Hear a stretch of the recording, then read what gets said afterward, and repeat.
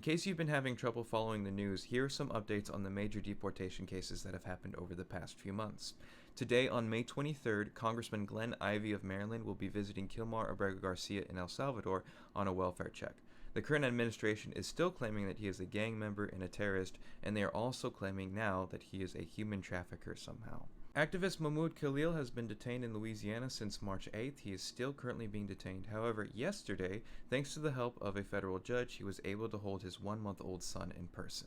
Mosen Madabi was arrested on April 14th, however he was released on April 30th and he was able to walk for his graduation at Columbia University. Ramesa Ozturk was arrested on March 25th, she was released on May 9th and she was allowed to return to her home in Somerville, Massachusetts. However, she will have an immigration hearing in Louisiana and Vermont that she will be allowed to attend remotely. Himena Aras, who was detained by ICE following false traffic charges, did have those traffic charges dismissed and she was granted bond by a judge, so she is no longer under ICE detention, neither is her father. However, there is still a deportation case being made against her and she doesn't qualify for DACA. Leica Cordia, another activist, was detained in March of this year after making several public statements in support of Palestine.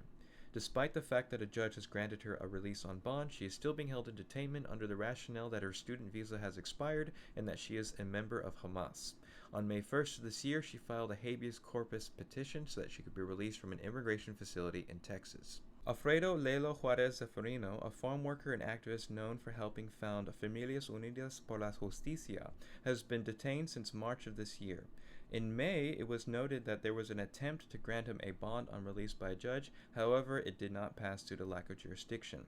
He has an immigration hearing in November of this year, and it's likely that he will be detained until then. I also want to say that Zeferino's work in activism regarding heat exposure regulation in Washington is something that really resonates with me. I used to work as a cart pusher, and I've even had a coworker collapse from heat exposure after working in the Texas summer. Jose Mosio, a 19-year-old U.S. citizen from Albuquerque with a disability, was arrested by Border Patrol in Tucson in April and detained for 10 days.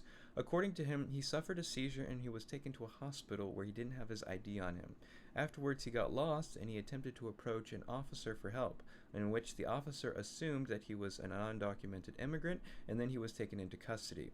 Then, documents were misfiled saying that he was from Nogales and that he crossed the border into Nogales so that he could work illegally in the United States. Abel Ortega, a business owner with legal status in Illinois, was arrested in January 26th and detained after a case of mistaken identity. The officer arresting him was actually looking for a relative of him, not him himself, and he has been held in detainment ever since. Now that's all I could find so far, but there's a few important things that I want to note. First of all, that this would not normally happen under the Biden administration. This is a new series of tactics in that they are trying to have bulk numbers of deportations in the United States now.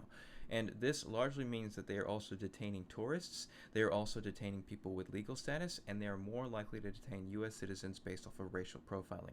This is a new development, this is not something that is normal, and this is something that is increasing, that is making things more difficult for regular American people. Another interesting thing is hearing the current administration's argument regarding litigation. So normally, whenever the law is broken and then the court case proves that that law is unjust, then that establishes precedent so that that law cannot be carried out in that capacity again. However, the Supreme Court received arguments from the current administration that every single case should be argued individually, which means that if you are detained illegally and you fight your court case and you win, then that doesn't establish any precedent. Everyone has to fight their own individual case, which makes very little sense because, first of all, not everyone has the money for a legal defense, but legal precedent should be established in order to have a rule of law that is consistent for everybody. It's important to understand, though, that these people are trying to meet a quota and they are detaining people often without cause. They're hoping that people won't defend themselves, and usually the best method is to fight this as much as you can. This not only means fighting them in court as well as supporting the defense of other people who have been wrongfully detained, but also not collaborating or cooperating with these officials if they are acting in poor faith, and in many ways simply just finding ways to be an obstacle.